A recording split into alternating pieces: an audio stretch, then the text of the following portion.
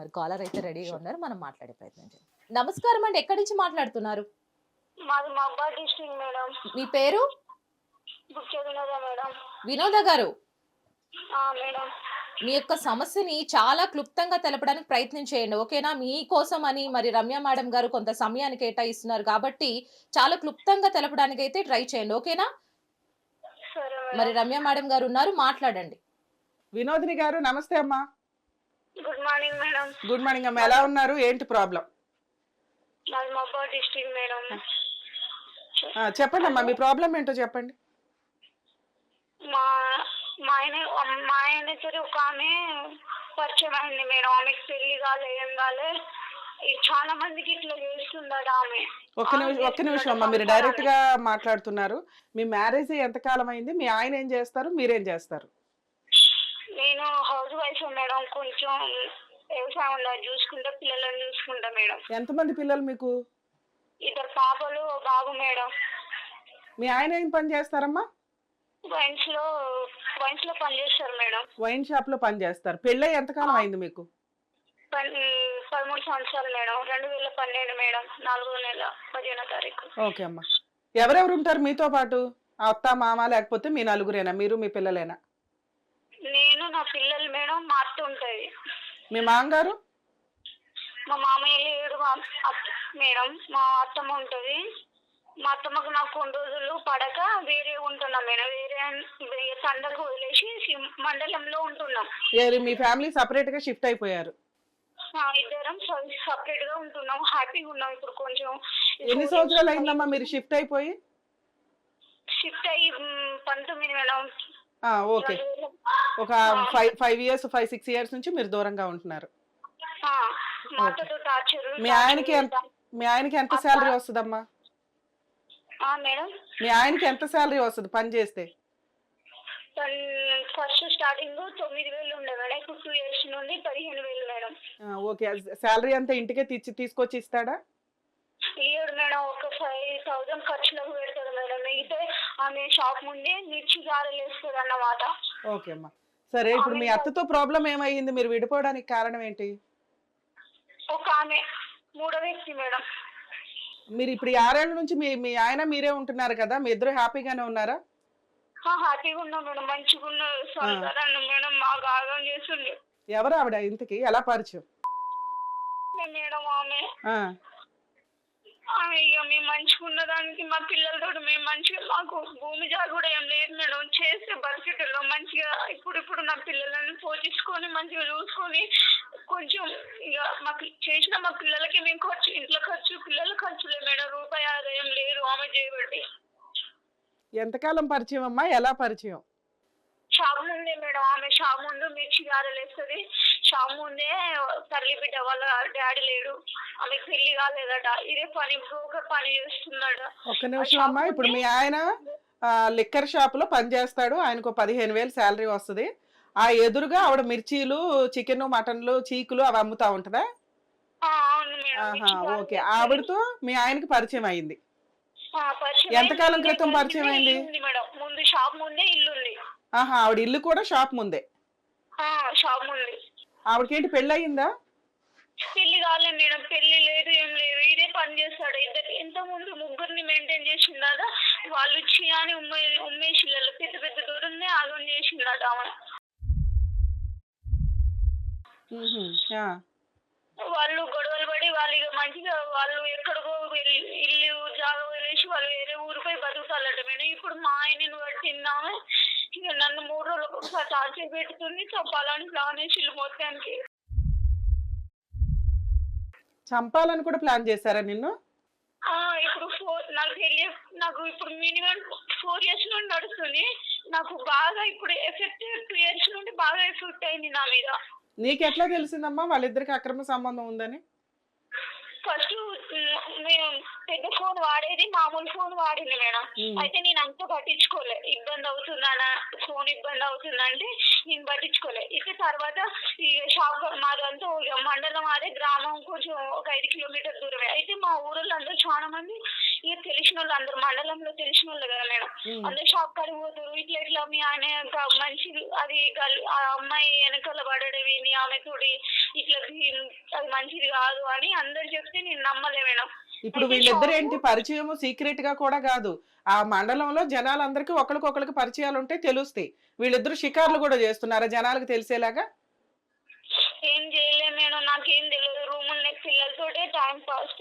వీళ్ళిద్దరు తిరుగుతున్నారు, వీళ్ళిద్దరికి సంబంధం ఉందని జనాలకి ఎలా తెలిసింది?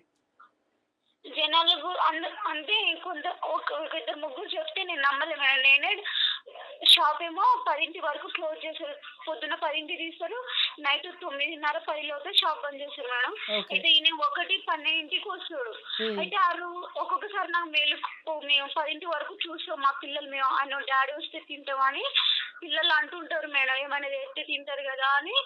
కొద్దిగా షాప్ ముందు కొంచెం చుట్టుపక్కల 2 షాపులు ఉంటారు కదా, వాళ్ళ కాడ మా పిల్లలు ఆడుకుంటారు, టైం పాస్ 10 అవుతుంది మేడం. అంతలోపు చూస్తాం, వెయిట్ చేస్తాం వస్తాడని.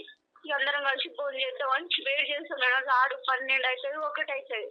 అయితే ఫోన్ చిట్టా వస్తుంది, మేము ఫోన్ చేసి చిట్టా వస్తుంది. అయితే ఇట్లా 2 times నేను బయటికి వెళ్ళా, అక్కడనే షాప్ కాడనే బయటకి వెళ్తే ఒకసారేమో ఘోరం ఇక తాగుతాడు మేడం, ఫుల్ మస్తు తాగుతాడు. ఇక తాగుతాడు, జలుసుతాడు, బాగా చేస్తాడు మేడం. మరి వానర్ ఊరుకుంటున్నారా? ఇతను అంత తాగి పని సరిగ్గా చేయడు కదమ్మా తాగితే. మేడం వానర్ ఊరుకుంటున్నాడా ఇతను తాగుతుంటే? షాప్ బంద్ చేసినాకనే తాగి నాకు 12 1 అవుతుంది. ఇన్ని ఫోన్ చిట్టా వస్తుందని షాప్ కాడ పోతే షాపులన్నీ బంద్ చేసి ఉంటాయి మేడం. రోడ్ మీద ఎవరు ఉండరు. అయితే పక్కన ఇల్లే కదా, అడిగితే ఆ ఇంట్లో పండుకొని ఉంటాడు మేడం. అబ్బా, ఇక లేపితే సోయి ఉండవు. ఏంది అమ్మా నువ్వు ఇంట్లో పండుకున్నాయి, మీ సిటీలో ఒక్కరు ఇంట్లో ఒక్కరు. అమ్మా ఒక్క నిమిషం, ఇప్పుడు నువ్వు 12 అయినా ఇతను రాలేదేంటి అని నువ్వు షాప్ దగ్గరికి వెళ్ళి వెతకడానికి వెళ్తే మాక్సిమం 1 గంట కల్లా అన్ని షాపులు క్లోజ్ అయిపోయి ఉంటాయి కాబట్టి 12 కల్లా మీ ఆయన అక్కడ ఎక్కడా కనిపించడు. ఆ ఎదురింట్లో ఈయన పడుకొని ఉంటాడా? ఆయన సోయి లెక్క పండుకొని ఉన్నాడు మేడం. అలా బయట వరండాలో పడుకొని ఉంటాడా, అమ్మాయి రూమ్ లోనా? ఒకసారి రూమ్ లో పండుకొని ఉన్నాడు మేడం. మరి అమ్మాయి గోపు మీద ఒకటి బీకి అడిగావా ఇతను ఎందుకు లోపల పడుకున్నాడని? ఈ చుట్టుపక్కల అందరినీ ఇంకోటి చేసినాం. అమ్మ వాళ్ళ ఇంటి గురించి మేము మాట్లాడమమ్మా, అది తల్లి బిడ్డ ఇంటి మీద గేగే అంటారు. ఇద్దరు తల్లి బిడ్డ ఇంటి మీద వచ్చి లొల్లిలు పెడతారు. మొగులు లేని ఆడోళ్ళు వాళ్ళు ఇట్లనే ఈ వ్యాపారం చేసుకుని బతుకుతాళ్ళు, అందరు ఇట్లనే అంటారు. వాళ్ళ జోలికి పోగు, నీకు చంపుతారు డబ్బులు. అంటే ఈ బ్రోకర్ పని చేసి డబ్బు సంపాదించి వాళ్ళు ఆ పైసలతోటి మనుషులను ఆగం చేస్తారు అని అంటారు మేడం అందరూ. సో ఇప్పుడు వాళ్ళు గయ్యాల గంపలు, వెనకాల మగాడు ఎవరు లేరు, వాళ్ళ అక్రమ సంపాదన తోటి రౌడీయిజంగా మాట్లాడతారు, బూతులు తిడతారు అని ఎవరు వాళ్ళ ఇంటికి నీకు సపోర్ట్ గా రారు, ఎవరికి సపోర్ట్ గా రావట్లేదు వాళ్ళు. ఎవరైనా ఏమన్నా అంటే నువ్వేంది మా గురించి మాట్లాడినా వాళ్ళ ఇంటికి దాడి చేస్తారట వాళ్ళు, తల్లి బిడ్డ. అలా ఇప్పుడు నువ్వు అడిగావా? పోనీ సమస్య నీది కదా, నీకెవరు సపోర్ట్ రాలా, ఎందుకంటే ఆ బూతులు తిట్లు తినడానికి వాళ్ళు రెడీగా లేరు. నువ్వు అడుగుంటావు కదా మీ ఆయన జీవితం నాశనం అవుతుంది, నీ కుటుంబం నాశనం అవుతుందని.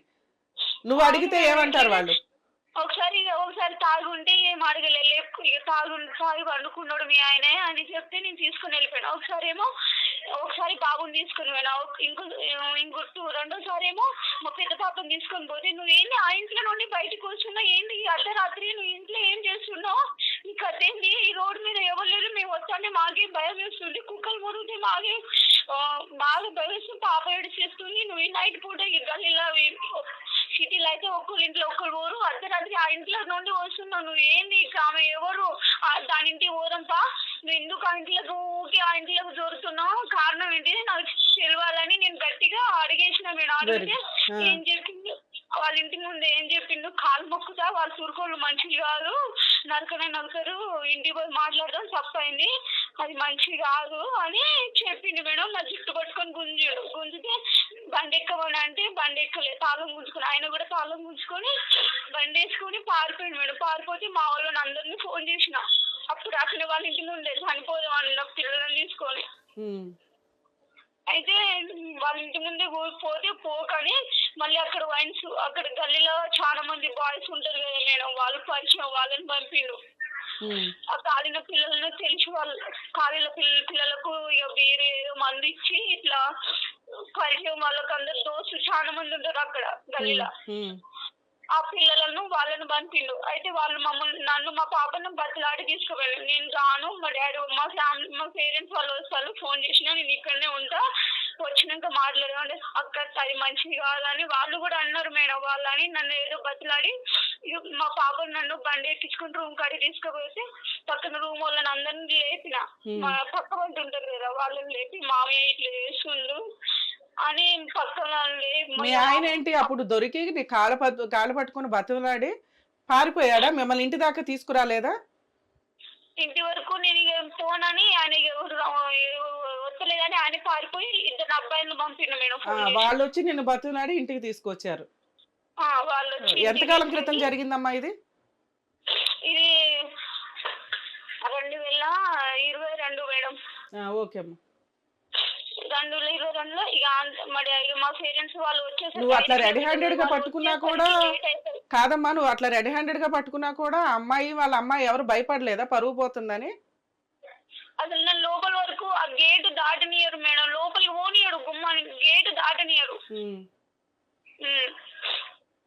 వాళ్ళకి అడుగుదాం, నేను డైరెక్ట్ ఈ విషయం అడగను. నువ్వు ఏంది మా ఆయన మీ ఇంట్లోకి వస్తున్నాడు, ఏంది నీకు ఎంతమంది పిల్లలు, పెళ్ళైందా, ఇవన్నీ క్వశ్చన్ నేను అడుగుదాం అంటే నన్ను పోనీయడు మేడం. నువ్వు ఏం చేస్తున్నా అని అడగడానికి కూడా నాకు చాయిస్ ఇయ్యడు మేడం. సరే, మీ ఆయన లేనప్పుడు వెళ్ళి అడగొచ్చు కదా, మీ ఇంట్లో పెద్దవాళ్ళని తీసుకొని వెళ్ళి. ఇట్లా ఒకసారి పోయినాం అందరూ, ఒకసారి పోదామని పోతే వద్దు అది మంచిది కాదా అని మా ఆయన నేను చచ్చిపోతా నువ్వు పోతే నేను ఎదురు బ్లాక్ మెయిల్ మీ ఆయన అని బెదిరిస్తాడు మేడం. నువ్వు వెళ్ళి అమ్మాయిని అడిగితే నేను సూసైడ్ చేసి చచ్చిపోతానని మీ ఆయన బ్లాక్ మెయిల్ చేస్తున్నాడు. ఇట్లా నన్ను బ్లాక్ మెయిల్ చేసి ఇప్పుడు 4 years నుండి ఇప్పుడు అదే మొత్తం ఆమె పిచ్చి అయింది. ఆమెకు ఒక వాళ్ళగట బెడ్రూమ్ సపరేట్ ఉందట, ఆమెకు బెడ్రూమ్ మంచి హాల్, మంచి ఇల్లు అట, టీవీ అట, హాల్ అన్ని మంచిగా ఉన్నదా అని చెప్తాడు మేడం. ఆమె గురించి అది బాగా మనుషులను ఫీలింగ్ వచ్చేటట్టు చేస్తుందట మేడం. ఆమె మొత్తం ఆమె గురించి మాట్లాడతాడు ఇవన్నీ ఇప్పుడు సంవత్సరం నుండి. సరే, ఆ అమ్మాయి ఇంటికి వెళ్ళి బతులాడితే అమ్మాయిని అడిగితే ఈయన సూసైడ్ చేసుకుంటాను అన్నాడు.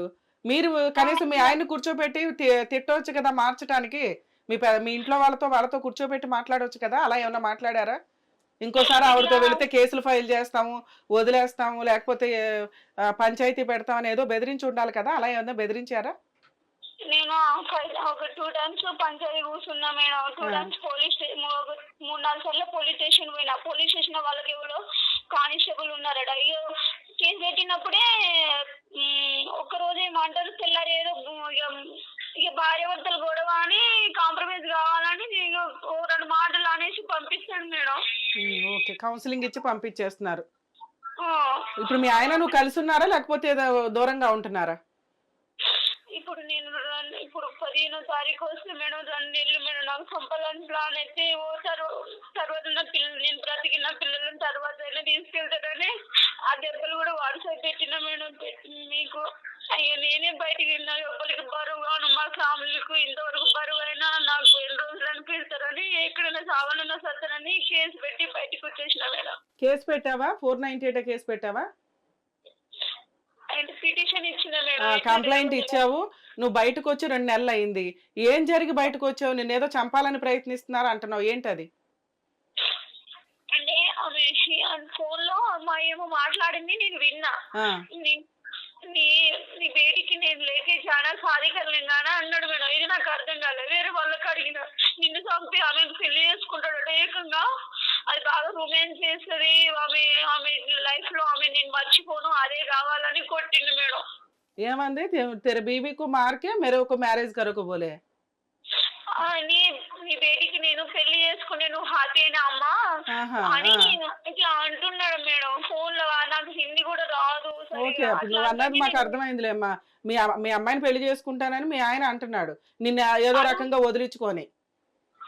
నన్ను ఏదో అర్థమైంది. ఓకే అమ్మా. ఇట్లా చేస్తుండే మేడం. ఏమన్నా నేను గట్టిగా అయితే ఇప్పుడు నేను మొత్తానికి శ్రీరామనవమి రోజు పిల్లలు నీ దగ్గరే ఉన్నారమ్మా? మేడం పిల్లలు నీ దగ్గరే ఉన్నారా?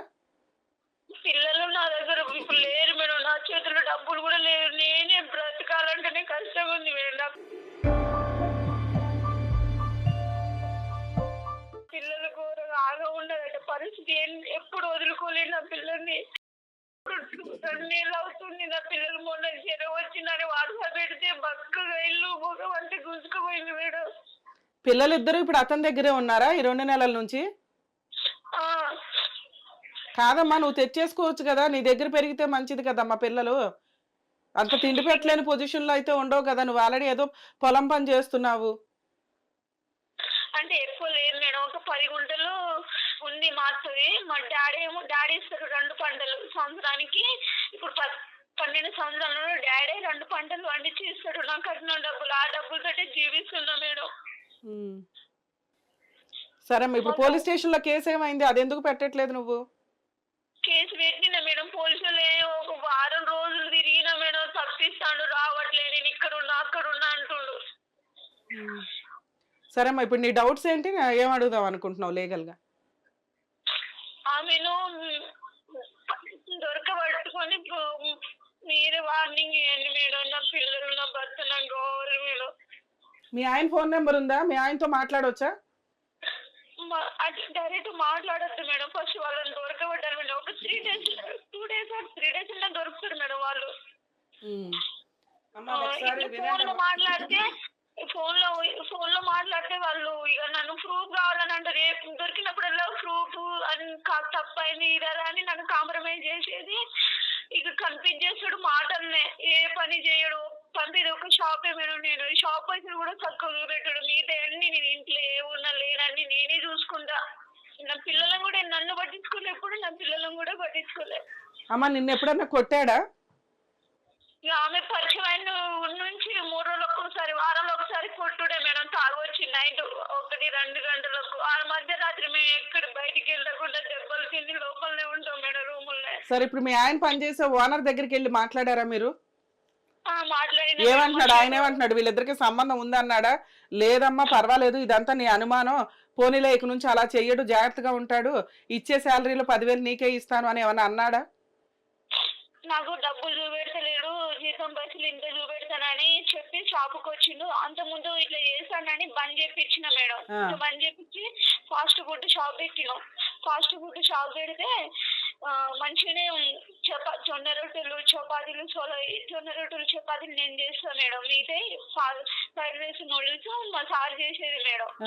మంచిగానే నడిచేది. మళ్ళీ ఏం చేసిండు, మనకు రూమ్ రెంట్ 10,000 పడుతుంది, అదే మనం షాప్ వచ్చి ఇళ్ళ పెట్టుబడి పెట్టినా కూడా వచ్చలేదని ఏదో కన్ఫ్యూజ్ చేసి మళ్ళీ షాపు పోతే నెల జీతం నీకు ఇస్తా, ఆమె ఎవరు నాకు తెలియదు, దాంతో నాకు సంబంధం లేదు అని ప్రమాణం చేసి, పిల్లల ప్రమాణం చేసి మళ్ళీ షాపు పోయిండు మేడం. షాపు పోయి మళ్ళీ ఇట్లనే చేసింది 2 years నుండి. ఓకే అమ్మా.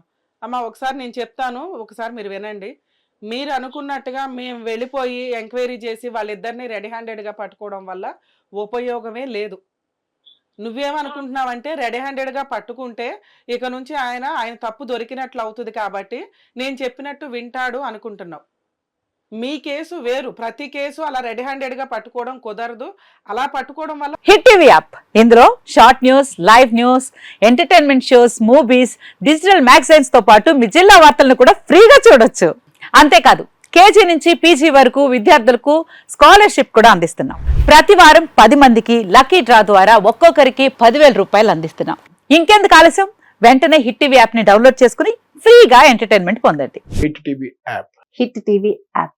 Please download hit TV app. Hit TV యాప్ని ఫ్రీగా డౌన్లోడ్ చేసుకొని ఎంజాయ్ చేయండి. మీకు నచ్చిన ఎంటర్టైన్మెంట్ కోసం హిట్ టీవీ యాప్ ని ఫ్రీగా డౌన్లోడ్ చేసుకొని ఎంజాయ్ చేయండి. హిట్ టీవీ యాప్ని డౌన్లోడ్ చేసుకుని ఆస్వాదించండి, ఆశీర్వదించండి. ఇంతమంది సెలబ్రిటీలు హిట్ టీవీ యాప్ ని డౌన్లోడ్ చేసుకోండి అని చెప్తున్నారంటే ఎంత మంచి యాప్ ఆలోచించండి. అమెరికా అమెరికా అమెరికా అమెరికాలో చదవాలనుకునే వాళ్ళకి విశ్వసనీయమైన పేరు మన శౌర్య కన్సల్టెన్సీ. UK లో 1 year masters. UK లో 1 year masters. 2 years work permit up to 5 years visa. Contact Saurya Consultancy. Contact 89851 89851.